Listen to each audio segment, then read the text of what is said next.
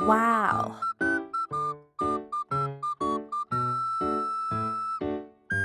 Yes!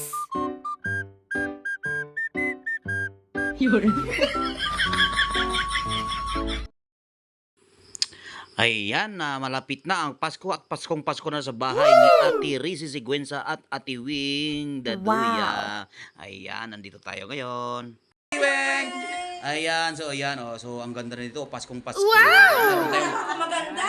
Oo! Yung ano pala. Oo! Kasama ka na dyan. Oo, kasi ikaw nag-decorate eh, kaya sa'yo yan. No? So, ayan.